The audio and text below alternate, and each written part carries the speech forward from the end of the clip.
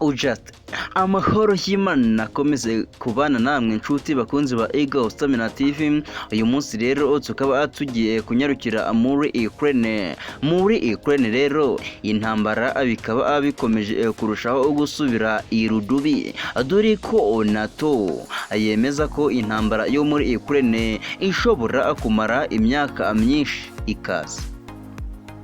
Umuyobozi wa Nato yaburiye uburengerazuba ko bugomba kwitegura gukomeza gushyigikira Ukraine mu ntambara ishobora kumara imyaka myinshi. Umunyamabanga mukuru wa Nato Jens Stoltenberg yatangaje ko amafaranga y'intambara ari menshi, ariko ko igiciro cyo kureka Moscow ikagera ku ntego zayo za gisirikare cyaba kinini kurushaho. Ibi yabitangaje ubwo Minisitiri w'intebe w'Ubwongereza Boris Johnson nawe yaburaga ko ari ngombwa guhangana n'intambara ndende.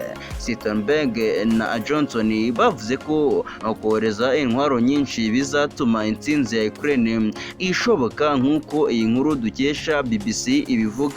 Mu kiganiro umuyobozi wa Nato yagiranye n'ikinyamakuru Bild cyo mu Budage yagize ati: tugomba kwitegura ko ishobora gutwara imyaka, ntabwo tugomba kureka gushyigikira Ukraine nubwo ikiguzi kiri hejuru, atari ku nkunga ya gisirikare gusa, nanone kubera izamuka ry'ibiciro by'ingufu n'ibiribwa. Umuyobozi w'umuryango w'ingabo z'ibihugu by'uburengerazuba yavuze ko guha Ukraine intwaro nyinshi zigezweho byongera amahirwe yo kubohora akarere ka Donbas gaherereye mu burasirazuba, igice kinini kikaba kiyobowe n'Uburusiya. Astravest, iyi ni Stamina TV, amakuru yacu nakagaruka.